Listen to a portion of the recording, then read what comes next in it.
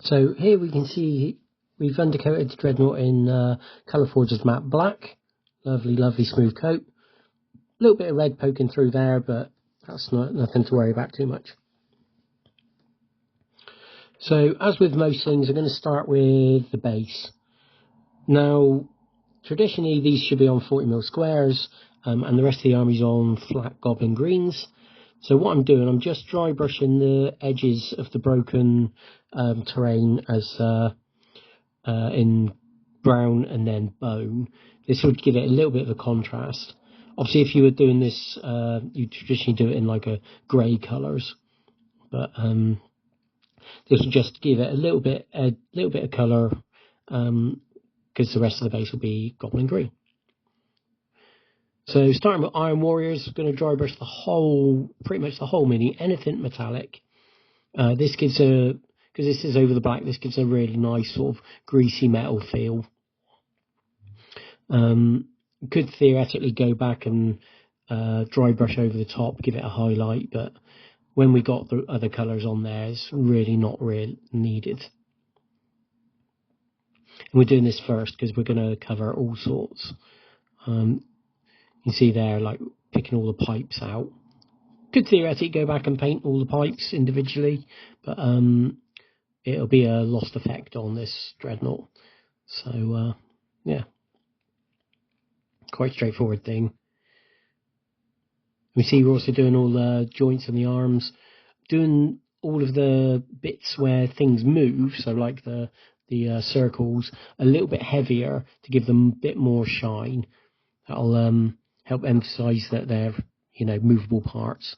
Same with like the barrels here on the assault cannon. They get a really heavy dry brush, then all the cables and that get a lighter one. So then you can get like different shades of colour even when using one paint. So we're following from the rest of the Blood Angels army here. This is Word Bearer's red. We see I'm being very careful around all the metal bits, just not to to get it over all of the dry brushed bits. We see we're using like a wet brush effect where there's panel lines, just to give it a little bit more detail. And there's a lot of working out where the colours go, because there's so many different variants, so many different ways these things were painted.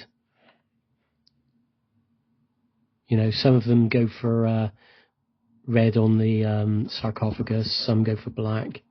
Some, the official one has all like the hips painted in red as well, but it is very, very red. So that's why I'm breaking it up and leaving like loads of the mobile bits metal. Adds a bit of interest, breaks up the colour. Picking out all the little toesies. Of note here, this is one thing that I struggle with painting handles. So we can see we've moved the model to the side, we've moved it upside down. You know, we make sure we paint all the bits, which when you've got a painting handle, you can get a little bit stuck with only painting it in a certain direction.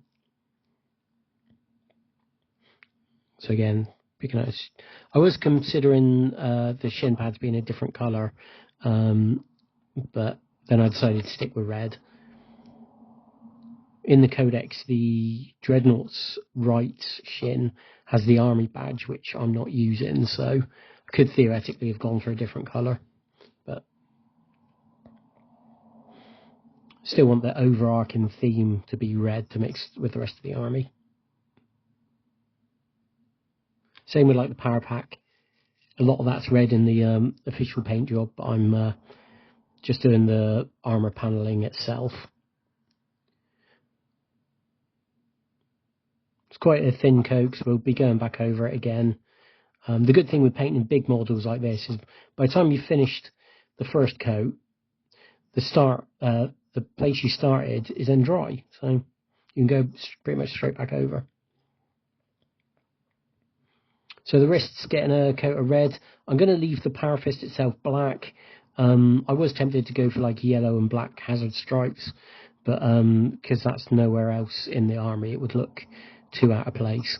So I'm just going to go black to match the sergeant in the tactical squad.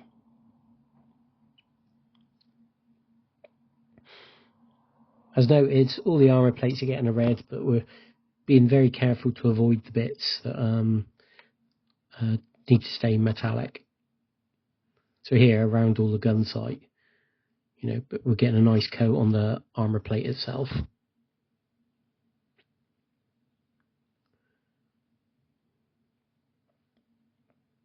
All these lovely, lovely shapes. Doesn't make a lot of sense, but it looks cool. And you've got to remember, this was sculpted back in the 90s, so rule of cool is in effect. We're getting all the edging done as well, because you shouldn't see a lot of it when the arms are on the Dreadnought, but there will be that one angle, so it might as well.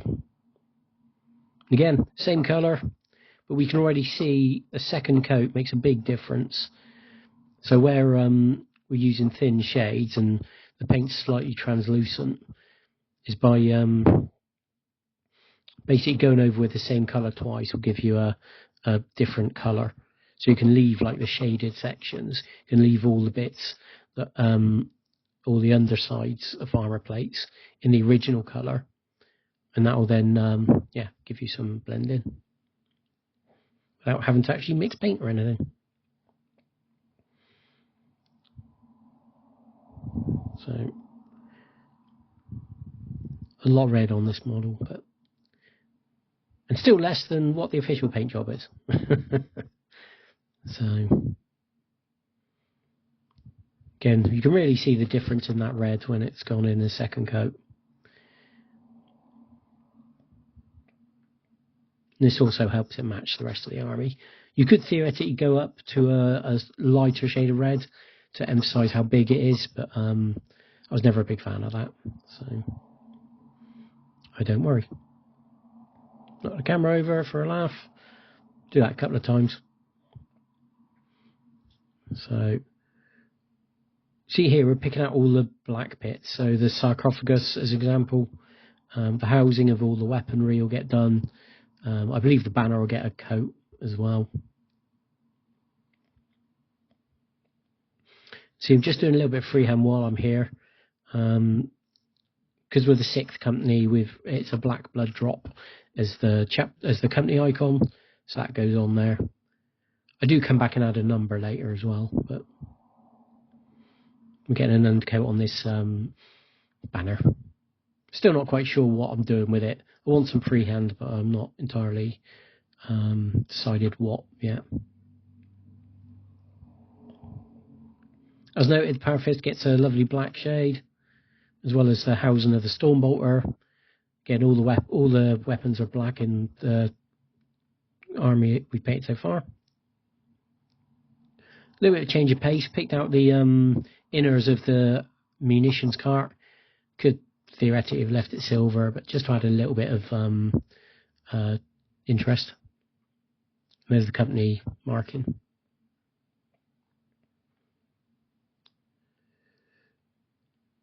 So tidying up a bit of the red, and then we're going to start adding some brass to all the bits that are going to be gold. Now, this is Rune Lord brass, which is a nice off gold colour. Picking out little icons. There's not massive of them about on this. As 40k's got on, there's more and more skulls everywhere, but not quite so many on the older edition. Also, there's loads of shells on the base, which is really cool, little detail sculpted in. Picking them out. They won't get a gold highlight, but they'll stay brass.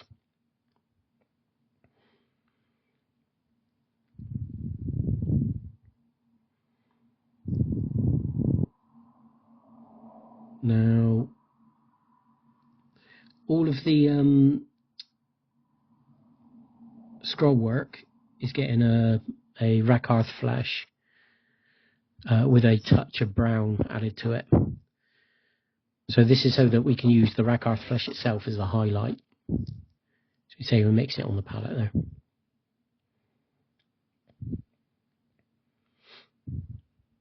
Now, the gold gets a little bit of a highlight. So this is a wet brush, so it's like dry brushing with slightly more paint. That gives it a more defined colour, but still leaves the recesses in the original undercoat.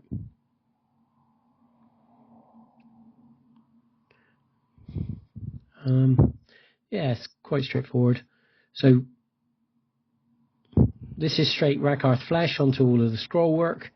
I'd like to get his name on the sarcophagus and something on the arm. Not quite sure what. Picking out all the lenses in a nice green, I believe warpstone glow, just to add a little bit of contrast.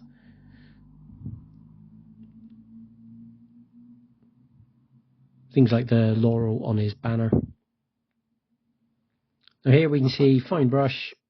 I've decided to write rage on this one, just because it's quite a short little scroll we've got to work with. And on the arm I've gone for Baal. Now, going for a nice number 1, because this is the first Dreadnought of the 6th company. So, it's not quite calligraphy, but it's fancier than just a stock 1.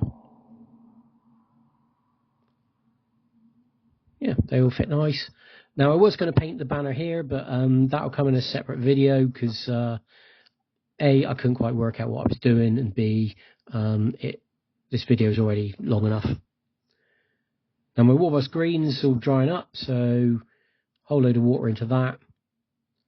And this is a wet brush again, so that this gives us the top of the base will all be done in goblin green, and yet still leave all the edges in that muddy colours that we've used earlier. We'll also go around all the base for him as well, because yeah, we're going to keep it fitting with the rest of the 2nd edition army. But this does need 2 coats, but that's very boring to watch. And I had planned to do this, then I painted the banner. But like I say, I've done the banner in a separate video, so we won't see that. We also won't see, I've gone and done some edge highlighting around the armour plates as well, with a slightly lighter red. But anyway, once it's all dry, as we can see here, and just see the banners painted there. Sneak peek, out comes the PVA glue. Now this is all the raised sections and all the broken bits of base that are still flat and upright. So just a nice covering of PVA glue on there. Now because PVA dries clear, that's why we've painted it green before, let it dry. Again, some static grass all over the top. So giving it a good old pat down. I take a brush, you can't quite see here, I just brush it away from some of the gaps, just so we can still see like those shells and that. No, all done. So yeah, there's another video coming with a banner, but most of all, thanks for watching, hope you like, do the YouTubey things, and have fun.